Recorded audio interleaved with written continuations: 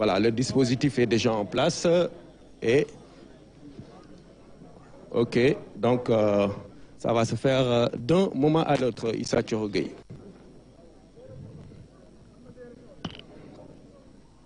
Dans un instant donc, le président de la République, son Excellence Bassirou Diomaye Diakhar Faye, va s'adresser à l'opinion à l'issue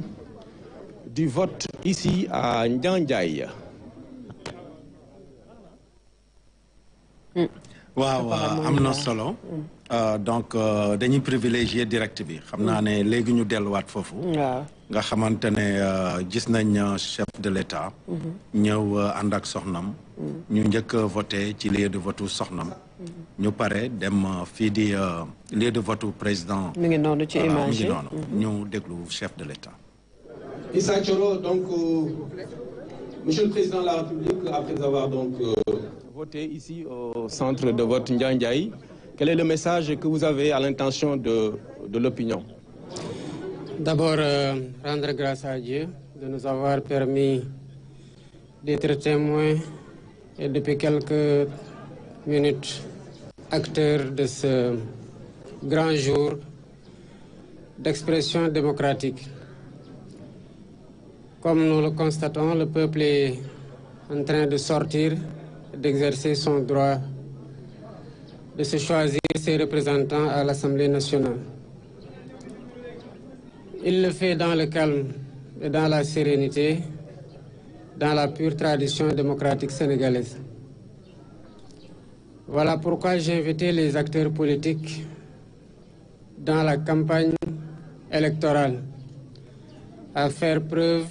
de responsabilité pour battre une campagne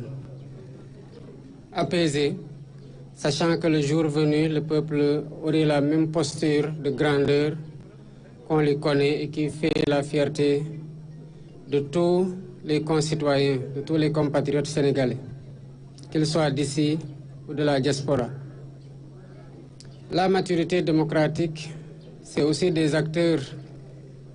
responsables qui s'affrontent par les idées et par les programmes, qui parlent au peuple dans la sérénité et dans le respect mutuel et qui laissent à ce peuple le droit fondamental qui lui appartient exclusivement de se choisir ses représentants ou ses dirigeants. Pour le reste de la journée, j'invite à nouveau les électeurs, qu'ils soient citoyens simples ou candidats, qu'ils soient tête de liste ou investis,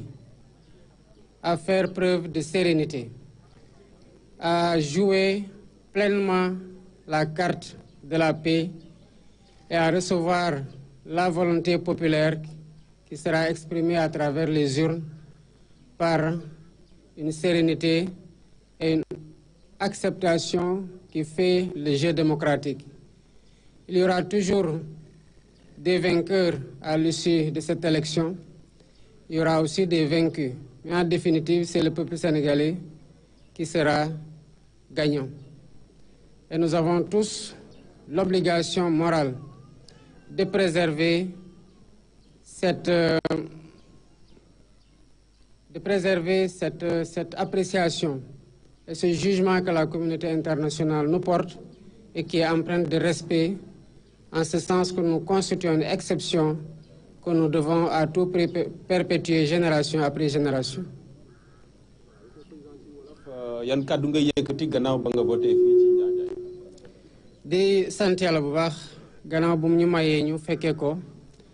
tal ko ba matal suñu yéene mooy dem voté ji.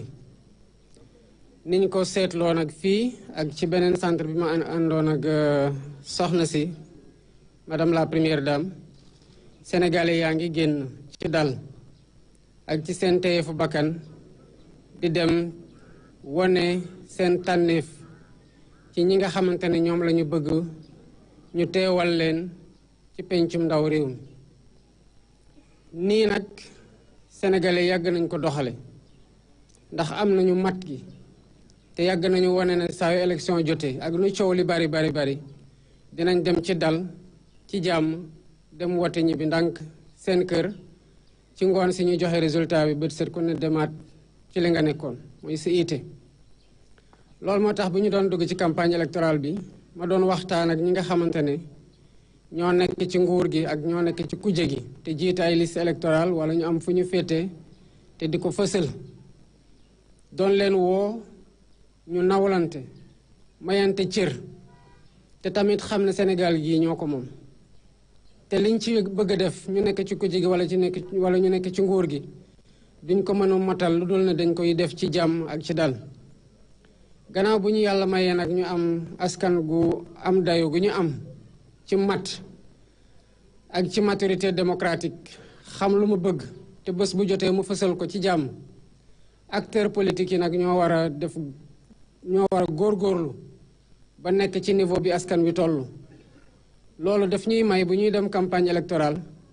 ku nekk nga dem ci jàmm waxtaan ak askan gi ci jàmm fësal sa programme askan gi déglu ñëpp bu bés bu jotee mu doxal nu mu faral di doxale bés bii tey nag bés bu am solo la ci démocratie sénégalaise ndax fee nga xamante ne foofu la ñuy xëccoo pour dem te muy yoon du xëccoog ñaawoo du xëccoog xiiroo du xëccoog ŋaayoo waaye noonu la war a demee ndax ku ne dafa yëkkati loxo ne damaa bëgg a teewal askan wi nag moom baat bi mooy jox ku ko neex foofu li ñu fay doxal dafa am solo soo xam ne tànneef bii nii buñ ko defee fii juróom at yi di ñëw bu soobee yàlla lépp loo xamante ne moo nar a wàccaat ci askan wi ci ay lu ñuy wate ci sart yu tegu ci ñëpp foofu lañ koy defee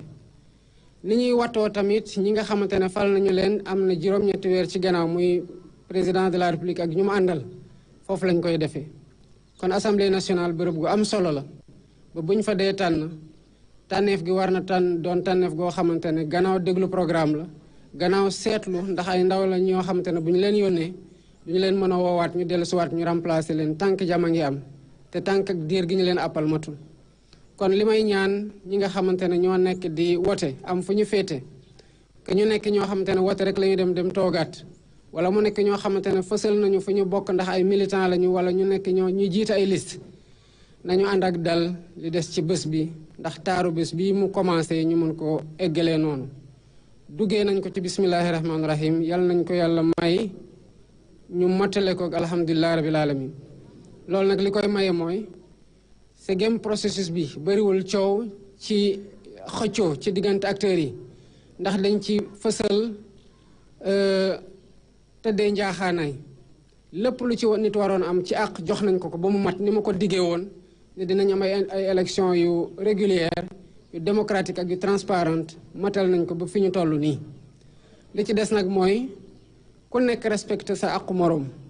ba luy fëse ci urne yi ci mbañ gàcce yi ñu xam ne askanu Sénégal lii la tànn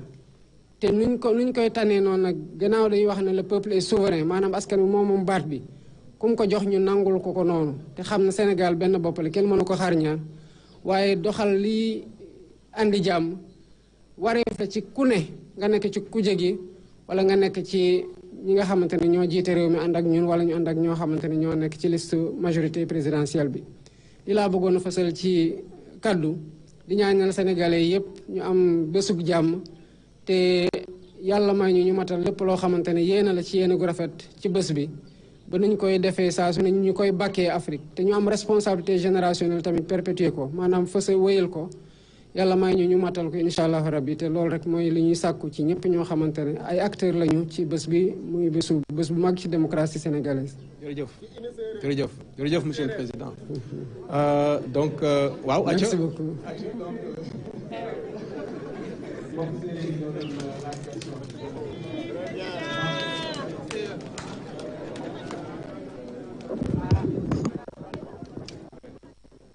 donc ñu bàyyi leen ngeen wéy ci programme spécial bi nga xamante